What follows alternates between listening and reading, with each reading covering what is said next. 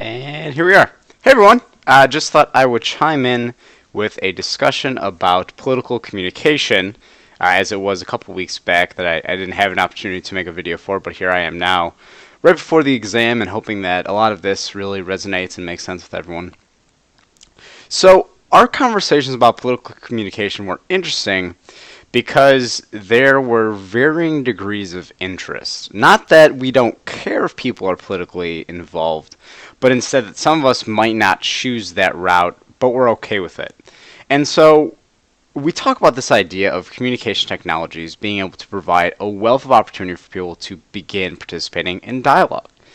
The unfortunate reality is that some people might use this tool of ours for negative reasons. For instance, we can go online in an anonymous way and start to threaten and harass people because we might not agree with what they have to say, right? And we know that that is not the best way to approach life. It's not the best way to use communication technology. So we have people that are using that for beneficial reasons. They want to be politically involved. They can think ahead of time. They can reference sources. They can Google things. As we know, Google is a powerful tool. Ask Jeeves. I don't even know if that domain still exists. But we have ways for people to cross-check references so that these conversations aren't too harsh, or maybe before we make a claim, we have the opportunity to take a step back and say, hang on, I really want to be right here.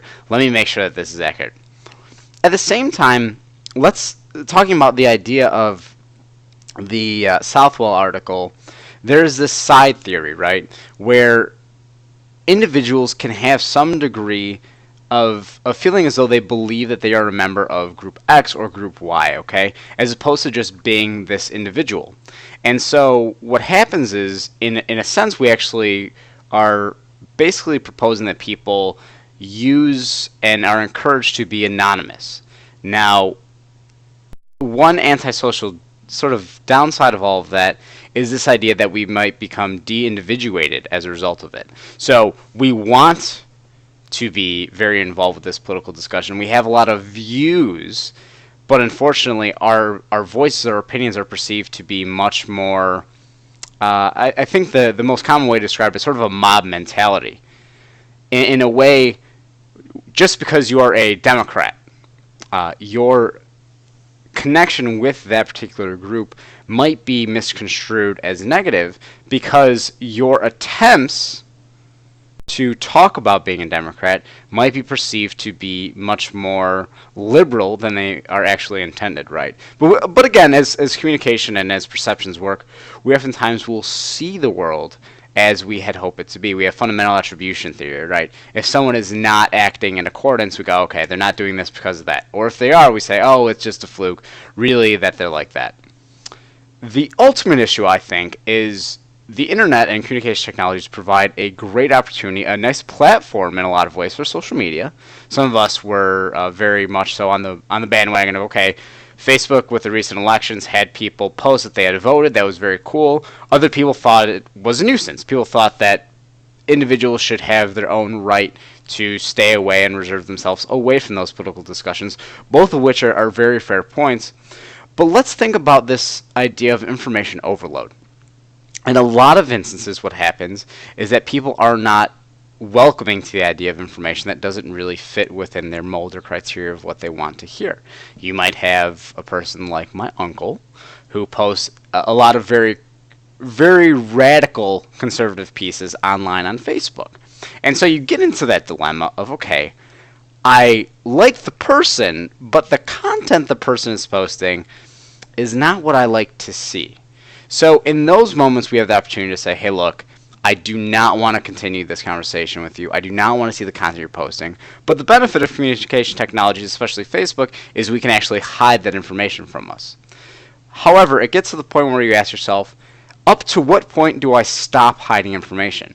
If every time I see someone posting political information, I close out of it, am I not as readily involved with the political process? And if you aren't interested in that, that's fine.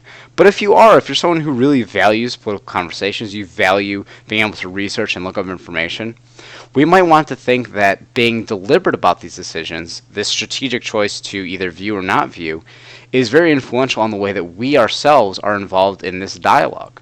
A lot of people alluded to this notion that maybe there should be a non-government entity that helps facilitate conversations or discourse about political communication, which I think is a very valuable idea.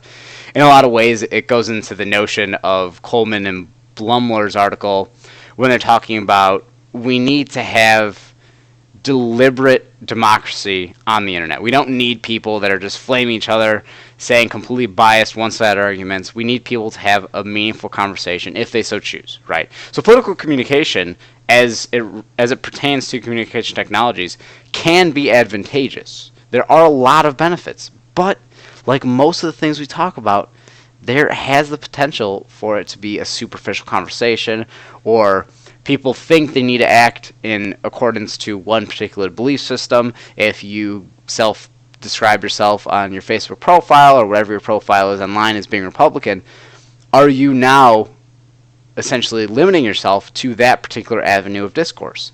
You are labeling yourself as being Republican. Now every argument that you have has to be in correspondence with that. You will forever be that person that follows that particular set of understanding and guidelines, right? So we have to just think, what is it that we're doing from a self-identification standpoint that influences the political communication that we have or don't have? Okay, but that's really all I wanted to talk about with political communication. I think it's very helpful for us to have these conversations because in a lot of instances, what we do is we're not willing to have these conversations with people that have differing beliefs with us because we don't care what they have to say, and I think that's unfortunate. I think we have to at least give them an opportunity to talk to a point. Once they start using derogatory terms or they're very mean, cut them off. Not worth it. Go to another website.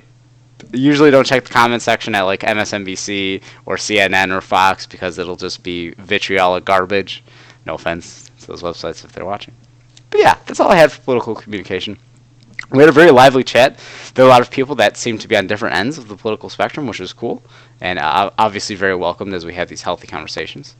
But that is what I have for Political Comm. Hope this helped.